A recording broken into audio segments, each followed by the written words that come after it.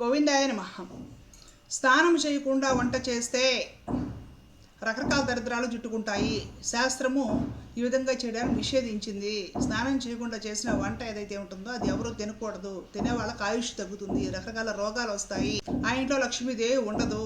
కాబట్టి స్నానం చేయకుండా అసలు ఏమీ ముట్టుకోకూడదు, వంట అస్సలే చేయకూడదు. ఇలాగా చెప్పిన వాళ్ళు చాలామంది ఉన్నారు. ఇలాంటి థంబ్నెయిల్స్ మీకు చూడడానికి కనపడతాయి. దీని గురించి చాలామంది డిస్కషన్స్ అవి చేస్తూ వీడియోస్ మీకు చూడడానికి చాలా కనపడతాయి. దీని గురించి మనం కొంచెం మాట్లాడుకోవడానికి ప్రయత్నం చేద్దాం. ముందుగా అసలు దీని గురించి ఎందుకు మాట్లాడుకోవాలి అంటే, చాలామంది మహిళలకి ప్రత్యేకించి ఉదయం ఇంట్లో చాలా హడావిడిగా ఉంటుంది. కుటుంబపరమైన కారణాలు, బిజీ లైఫ్, ఆరోగ్యపరమైన కారణాలు, ఇట్లాగే ఇందులో మనము వివిధ కోణాల్లో ఈ విషయాన్ని చూడాల్సి ఉంటుంది. ఏదో గుడ్డిగా కళ్ళు మూసుకుని ఇదిలాగే చేయాలి, చేయకపోతే మీరు దరిద్రులు అవుతారు అనే మాటలకు అసలుకి సనాతన ధర్మంలో స్థానం లేదు. సనాతన ధర్మం ఏం చెప్తుందంటే, ఎవరిని వీలుని బట్టి వాళ్ళు, ఎవరి పరిస్థితిని బట్టి వాళ్ళు, ఇంకా చెప్పాలంటే దేశకాల పరిస్థితులను అనుసరించి ధర్మం పాటించమని చెప్తుంది తప్ప, ఇది ఎలాగా పాటించకపోతే మీకు ఏదో అయిపోతుందని భయపెట్టాలు, బెదిరించడాలు, శాపాలు పెట్టాలి, ఇవేమీ కూడా సనాతన ధర్మంలో లేవు.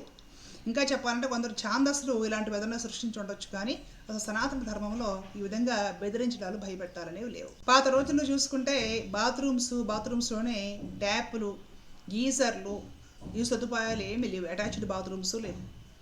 స్నానం చేయాలి అంటే ముఖ్యంగా మగవారు బావుల దగ్గర, చెరువుల దగ్గర ఎక్కడ స్నానం చేసినా కూడా వారికి చెల్లుతుంది. మహిళలు స్నానం చేయాలంటే కాస్త ఈ తడికలు అవేవో పెట్టుకునేవాళ్ళు ఆ రోజుల్లో, బాత్రూమ్ లేని రోజుల్లో.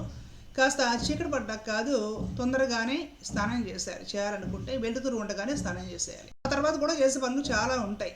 పేడతో అలికిన ఇల్లులు, ఇటు చూసినా మట్టి, వ్యవసాయ ఆధారితమైన దేశము, గ్రామాల్లో ఎక్కువగా ప్రజలు ఉండేవాళ్ళు అనమాట. ఇక ఆ తర్వాత పనులవన్నీ చూసేసుకుని పడుకోవడము, మరలా ఉదయమే లేవడము, లేవగానే వెంటనే పోసి స్నానాలు చేయాలంటే అవ్వదు. లేవగానే ఆ సర్ది అది కలపాలి, ఈ పశువుల పనులు అవి చూడాలి, పిల్లల పనులు చూడాలి, ఇంట్లో వాళ్ళ పనులు చూడాలి. చూసుకుని మరలా కాస్త ఎండెక్కాకో కొంచెం పని తెమిలిన తర్వాత స్నానాలు చేసేవాళ్ళు. ఎవరు చచ్చిపోలేదు, ఎవరికి దరిద్రం పట్టలేదు, పని చేసుకుని బ్రతికి అందరూ సుఖంగానే ఉన్నారు. అయితే మనం తెలుసుకోవాల్సిన విషయం ఏంటంటే, రాత్రిపూట నిద్రపోతాం. మనము నిద్రపోయినప్పుడు నిద్ర బద్ధకము అనేది ఒకటి ఉంటుందన్నమాట.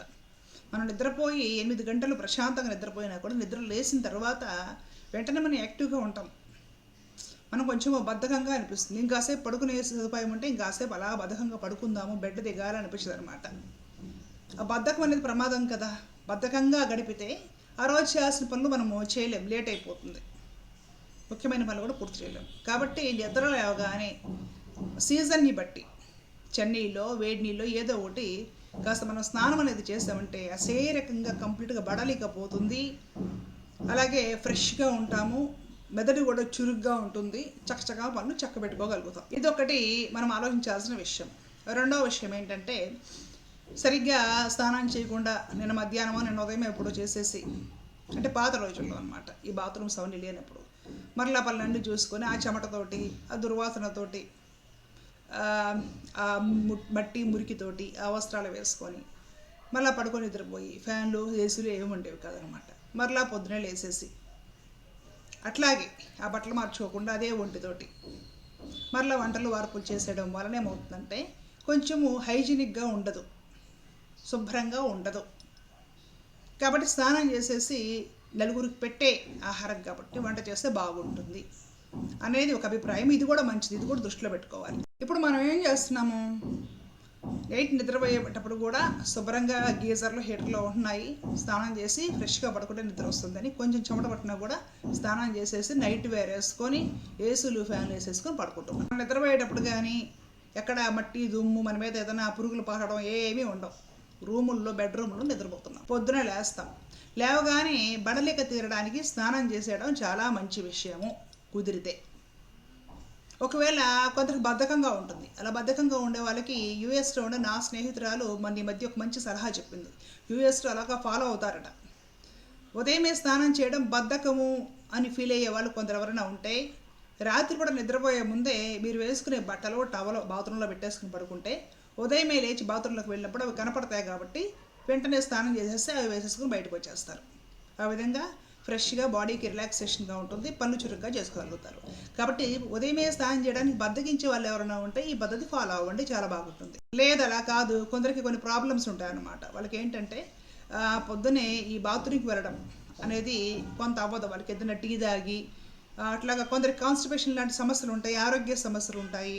కొందరికి ఏంటంటే ఈ ఊపిరితిత్తుల సమస్యలు, బ్రీతింగ్ ప్రాబ్లమ్స్ ఉంటాయి. చలికాలం ఇట్లా ఉన్నప్పుడు పొద్దున లేవగానే స్నానాలు అవి చేసేస్తే తుమ్ములు రావడం ఇలాంటి సమస్యలు ఉంటాయి అన్నమాట. వాళ్ళు ఏం చేస్తారంటే కొంచెము ఎండ వచ్చిన తర్వాత అట్లాగే స్నానం చేస్తారు. అది ఆరోగ్యపరంగా మనం తీసుకోవాలి. ఇంకొందరికి ఏంటంటే ఇట్లాగే ఈ స్నానం చేసిన తర్వాత మరలా ఆ కిచెన్లోకి వచ్చేసి ఈ వంటలు చేసుకుంటూ ఒక పక్కన గిన్నెలు తోముకుంటూ ఒక పక్కన చిన్నపిల్లలు ఉంటే వాళ్ళకి స్నానాలు చేపిస్తూ ఇవన్నీ చేసేటప్పుడు మరలా వీళ్ళ మీద నీళ్ళు మురికి ఇవన్నీ పడుతూ ఉంటాయి. వేసుకున్న బట్టలు పాడైపోతూ ఉంటాయి, ఉతుక్కోలేము.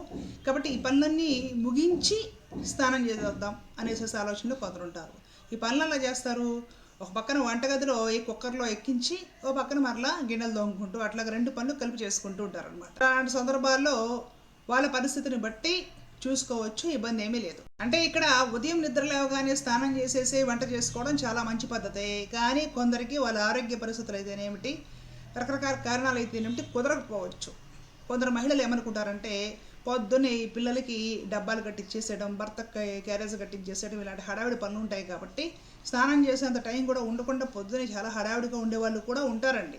మనకేదో ఇంట్లో అన్ని సౌకర్యాలు ఉన్నాయి కాబట్టి అందరికి అలా కుదురుతుందంటే కుదరదు. అలాంటి వాళ్ళు ఎవరైనా ఉంటే పొద్దున లేసేసి హడావిడిగా మీ పనులన్నీ చేసేసుకుని ముందు వాళ్ళని బయటికి పంపించేసేయండి. ఇంట్లో పిల్లల్ని హస్బెండ్ని పంపించేసిన తర్వాత ఆ తర్వాత మీరు స్నానం అది చేసేసుకొని దేవుడికి ఏదైనా దీపారాధన చేసుకోండి.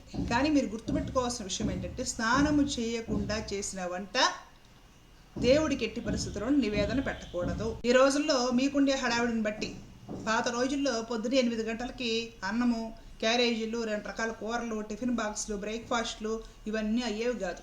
అసలు పొద్దునే వంట ఉండేది కాదు. పాత రోజుల్లో సద్దన్నం తినేవాళ్ళు. రాత్రి సద్దన్నం ఉండేది, దాంట్లో పెరుగు, మజ్జిగ, ఉల్లిపాయలు అవేవో వేసేసుకొని పొద్దునే తినేవాళ్ళు. పొద్దున్న టిఫిన్ అసలు ఉండేవి కాదనమాట. ఇంకా తర్వాత అన్నం అది వండేసేసుకొని మధ్యాహ్నం తినేది ఏదైతే ఉంటుందో 10-11 గంటలప్పుడు అట్లా ఆ టైం కల్లా భోజనం ముగించేవాళ్ళు. రైతులైతే పొద్దున్నే సర్ది అదేదైనా తినేసేసి గట్టిగా పొలాలకు వెళ్ళేసేసి ఇట్లే మధ్యాహ్నం అట్లాగా క్యారేజీ తీసుకుని వెళ్తే అన్నం మూట ఏదో ఒకటి పొలాల్లో తినేవాళ్ళు.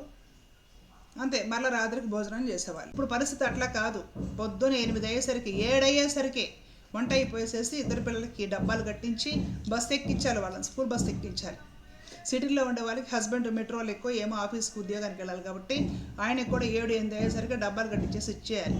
ఈవిడ కూడా ఏం చేస్తుంటే గబాబా వండేసి జాబ్కి వెళ్ళే పని అయితే వండి డబ్బాలు కట్టించుకుంటే ఈవిడ అప్పుడు వెళ్ళేసేసి స్నానం చేసేసి చక్కగా మంచి డ్రెస్ వేసుకొని రెడీ అయ్యి తన డబ్బా తను తీసుకుని ఆఫీస్కి వెళ్ళాలి. ఇలాంటి పరిస్థితులు ఇంత స్పీడ్గా ఇంత యాంత్రికంగా తయారైపోయింది. మిషన్లు పనిచేసినట్టే ఆడాలు పనిచేయాలి, సౌకర్యాలు ఉన్నా సరే. ఇలాంటి పరిస్థితి వచ్చాక ఇంకా మీరు స్నానాలు చేశాకే వంట చేయాలి, లేదంటే దరిద్రం పడుతుంది, అది ఇది అనేసి ఈ మాటలతోటి భయపెట్టాల్సిన అవసరం లేదు. ఎవరు భయపడకండి. అందరూ రాత్రిపూట ఫ్రెష్గా స్నానం చేసి నైట్ వేర్ వేసుకుని నిద్రపోతున్నారు. ఏసీలు, ఫ్యాన్లు వేసుకుని పొద్దున్న లేస్తున్నారు. ఏముంటుంది ఇంకా వేసి మొహము, కాళ్ళు, చేతులు అవన్నీ అలాగో శుభ్రం చేసుకుంటారు. పరిస్థితులను అనుసరించిపోండి. పొద్దున లేసేసి కొంచెం స్నానం చేసేస్తే బాడీ ఫ్రెష్గా ఉంటుంది. అంతవరకు ఓకే, హెల్తీగా ఉంటారు, యాక్టివ్గా ఉంటారు. స్నానం చేసిన తర్వాత చేసిన వంట దేవుడికి నివేదన పెట్టడానికి కూడా వీలవుతుంది. కుదిరిన వాళ్ళు ఆ విధంగా ప్రయత్నించండి. కుదరకపోతే భయపడాల్సిన పనులు మీ పరిస్థితిని బట్టి మీరు చేసుకొని అయ్యాకే వెళ్ళి స్నానం చేసి రెడీ అయ్యి ఆఫీస్కి వెళ్ళిపోండి. ఎవరికి భయపడాల్సిన పని లేదు. అర్థమైందా? ప్రతి కుటుంబానికి బాధలు, కష్టాలు ఉంటాయండి. వాళ్ళ పిల్లలు, వాళ్ళ కుటుంబము, పరిస్థితి, ఉద్యోగాలు చేసుకోవాలి, పరుగులు పెట్టాలి. దైనందిన జీవితంలో ఎంత స్పీడ్ అయిపోయిందంటే ఈ రోజుల్లో ఆడ మగ మొత్తం ఉద్యోగాలు చేసుకోవాలి, పిల్లల్ని సముదాయించుకోవాలి. ఎన్ని కష్టాలు ఉంటాయి. ఎవరు ఆర్చేవాళ్ళు, తీర్చేవాళ్ళు ఉండరు. ఈ మాటలతో భయపెట్టేవాళ్ళు. స్నానాలు చేయకుండా వంటలు చేస్తే అదవుతుంది, ఇదవుతుంది, దరిద్రం పడుతుంది, ఏమీ పట్టదు. రకరకాల ఆధునిక సదుపాయాలు వచ్చాయి, వాటిని కూడా వాడుకోవడానికి మనిషి అక్కడ ఉండాలి. అలా అవన్నీ శుభ్రం చేసుకోవాలి. ఒక్క మనిషి, సింగిల్ ఉమెన్ ఇంట్లో 4-5 వంట వార్పులు మొత్తం అంతా చేసి బాక్సులు కట్టి ఎంత కష్టం అది పడే వాళ్ళకి తెలుస్తాయి. మైకుల ముందు మాటలు చెప్పేవాళ్ళు, వీడియోలు చేసే వాళ్ళకి ఏం తెలుస్తాయి? కాబట్టి భయపడకండి. భగవంతుడిని ఆరాధించడానికి, భగవంతుడి కోసం నివేదన పెట్టడానికి వంట చేయాలంటే ఖచ్చితంగా స్నానం చేసిన తర్వాతే ఆ విధంగా చేయండి. మిగతా అప్పుడు ఏమీ కాదు. ఈ పరిస్థితిని బట్టి మీరు ఉండండి, దేనికి భయపడకండి, ప్రశాంతంగా ఉండండి. పాత రోజుల్లో కుదిరినట్టు ఈ రోజుల్లో కుదరాలంటే అందరూ వల్ల అయ్యే పది కాదు. చెప్పేవాళ్ళు ఆరిందల్లాగా కబుర్లు చెప్తారు కానీ చేసేటప్పుడు తెలిసి వస్తుంది బాధ. ఏమి పట్టించుకోకుండా మహిళలు మీ జీవితాల్లో ప్రశాంతంగా ఉండండి. మీ కుటుంబము, మీ జీవితం మీకు ముఖ్యం. భగవన్ నామస్మరణ స్నానం చేసినా చేయకపోయినా సర్వకాల సర్వావస్థల్లో కూడా చేసుకోవచ్చు. దానికి ఏ విధమైన నియమము లేదు. పూజ చేసుకునేటప్పుడు కాస్త స్నానం అది చేసేసి పూజ చేసుకొని దేవుడికి ఏదైనా నైవేద్యం పెట్టేసి దండం పెట్టుకోండి, సరిపోతుంది. మీకు ఈ వీడియో చక్కగా ఉపయోగపడుతుందని భావిస్తున్నాను. ఇంకా ఏదైనా సందేహాలు ఉన్నా లేదంటే ఎలాంటి వీడియోస్ చేయాలి విషయాలన్నీ కూడా దయచేసి కామెంట్ సెక్షన్లో తెలియజేయగలరు. ధర్మో రక్షిత రక్షిత. జై శ్రీమన్నారాయణ. కృష్ణ అర్పణ.